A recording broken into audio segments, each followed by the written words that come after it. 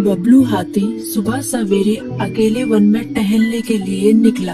वह अपनी ही धुन में चला जा रहा था। लगता था उसके दिमाग में कोई उलझन है जिसे वह सुलझाने की कोशिश कर रहा था। सड़क पर आगे बढ़ते ही उसके सामने चीकू खरगोश भागा। बबलू का पैर उसके ऊपर पड़ने ही वाला था कि चीकू जोर से चिल्लाया। उसकी आवाज सुनकर बबलू ने अपना पैर पीछे खींच लिया। कहाँ खोए हो बबलू भाई?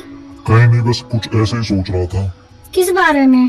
तुम जानकर क्या करोगे? शायद मैं तुम्हारी कुछ मदद कर सकूं। तुम तो जानते हो आजकल वन में कितनी चोरियां हो रही हैं, पर चोर का कोई अता पता ही नहीं है। इस बात को लेकर वन के सारे प्राणी चिंतित थे। वे वहाँ खुद को सुरक्षित महसूस नहीं कर रहे थे।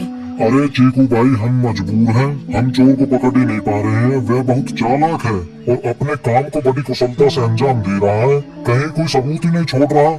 हमारे राजा इस बात को लेकर बहुत चिंतित है। यही कारण है कि हम सब इस बारे में सोच रहे हैं। अब तुम मेरी इसमें क्या मदद कर सकते हो?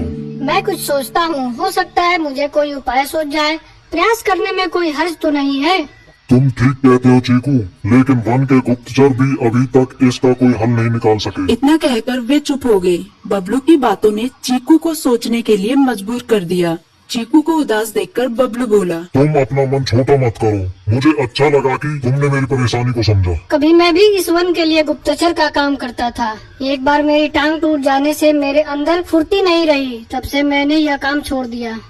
चीकू, तुम चाहो तो यह काम दोबारा कर सकते हो। वन के प्राणी ज्यादातर दिन में भोजन की तलाश करते हैं, वे रात को आराम करते हैं। तुम दिन रात दोनों में ही भोजन की तलाश में निकल सकते हो। हो सकता है रात को तुम्हें कुछ ऐसी बातों का पता चल जाए जो हमारे काम की हो। हाँ बबलू, तुम ठीक कहते हो। मैं आज रात को वन में घूमकर इस बात का पता करने की कोशिश करता हूँ। थोड़ी देर बातें करके चीकू अपने बिल की ओर बढ़ गया और बबलू अपने रास्ते चला गया। चीकू के दिमाग में अभी तक बबलू की कई बातें घूम रही थी। उसे समझ नहीं आ रहा था वह बबलू की मदद कैसे करे। दिन भर वह उसी उधेड़-बुन में लगा रहा। शाम होते ही चीकू कुछ सोचने लगा और वह चुपचाप बिल से बाहर निकल आया। चीकू की पत्नी ने देखा तो बोली, इस समय कहाँ जा रहे हो?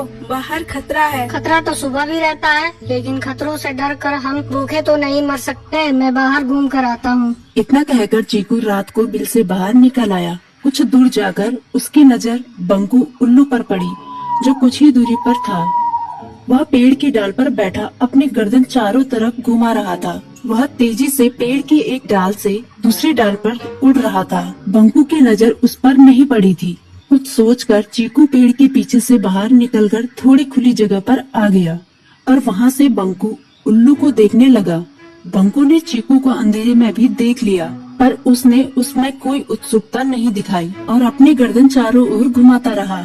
चीकू बड़ी देर तक बंकू की हरकतों पर नजर रखे रहा। वह थोड़ी देर तक खुले मैदान में खड़ा रहा, पर बंकू ने उसे देखकर भी अनदेखा कर दिया। उसने महसूस किया कि बंकू के आसपास चमकू चमगादड़ भी मंडरा रहा था। कुछ देर वन में घूमने के बाद चीकू अपने बिल में लौट आया और सुबह होने का इंतजार करने लगा। अगली सुबह बबलू उसी रास्ते में जा रहा था। रास्ते में चीकू उसका इंतजार कर रहा था। आज बड़ी जल्दी आ गए बबलू। हाँ, आजकल मुझे चिंता की वजह से नींद नहीं आती। कोई नई खबर है क्या? यकीन से तो मैं नहीं कह सकता, पर मैं तुम्हें ऐसे प्राणी का नाम बता सकता हूँ जो शायद चोरों की मदद कर रहा है। कौन है वो? बंकू उल्लू। इतना कहकर चीकू ने रात की घटना उसे ज्यों की त्यों सुना दी। इसे सुनकर बबलू का माथा ठनका। बबलू की आंखें चौंधिया गई। तुम ठीक कह रहे हो। मुझे आज रात बंकू और चमकू पर नजर रखनी होगी। इतना कहकर वे दोनों अपने अपने रास्ते चले गए। बबलू रात को अपने साथियों के साथ बंकू पर नजर गड़ाए रहा। उसके संदिग्ध गतिविधियों को देखकर बबलू ने उसे उसके साथियों चंकी और संकी लोमड़ के साथ पकड़ लिया। बबलू ने सख्ती से पूछताछ करनी शुरू कर दी। तुम इस समय बंकू चमकू के साथ क्या कर रहे हो? हम चारों दोस्त हैं, इसलिए साथ बैठकर बातें कर रहे हैं। चमगादड़ और उल्लू की दोस्ती तो समझ में आती है, पर लोमड़ के साथ दोस्ती कैसे हो सकती है? सख्ती से पूछने पर दोनों ने अपना जुर्म कबूल कर लिया और सभी चोरियों के बारे में बताया जो उन्होंने कुछ दिन पहले वन में की थी। बबलू ने उनके चोरी का सारा सामान भी बरामद कर लिया। बंकू और चमकू को अभी तक समझ में नहीं आ रहा था कि वो इतनी आसानी से कैसे पकड़ में आ गई।